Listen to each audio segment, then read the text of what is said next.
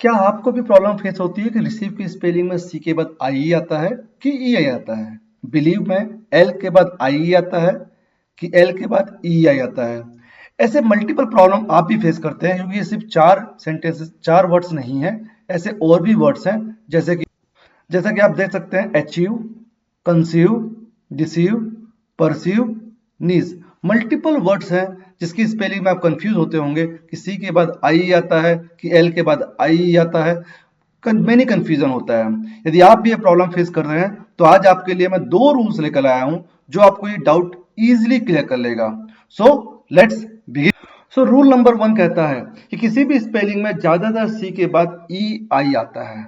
जैसे रिसीव में सी के बाद ई आई आ रहा है, कंसीव में सी के बाद ई आई आ रहा है, डिसीव में सी के बाद ई आई, परसीव परसीव में सी के बाद ई आई आ रहा है, सीलिंग में सी के बाद ई आई, कंसीटेड में सी के बाद ई आई आ रहा है। तो आप देख सकते हैं कि मैक्सिमम स्पेलिंग में सी के बाद ई आई आता है। रूल नंबर 2, सी के अलावा कोई दूसरा लेटर होने पर ज्यादातर आई ई आता है। ई आई की जगह में आई आता है यदि सी नहीं है तो। फॉर एग्जाम्पल, रिलीव में ई के बाद एल, एल के बाद आई ई आ गया। आप देख सकते हैं कि एल के बाद यहाँ पे आई आ गया। बिलीव में एल के बाद आई आ रहा है।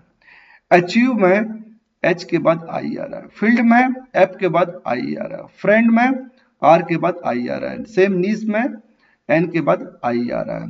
But there are some exception. ये 2 रूल्स अप्लाई होने के बाद भी कुछ एक्सेप्शन है जिसको आपको याद रखना पड़ेगा। फॉर एग्जाम्पल, प्रोटीन में टी के बाद ई आई आता है।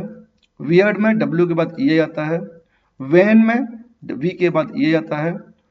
फॉरफिट में एफ के बाद ये आता है। लेजर में एल के बाद ये आता है और सीज में एस के बाद ये आता है। ये एक्सेप्शनल आपको याद रखने पड़ेंगे।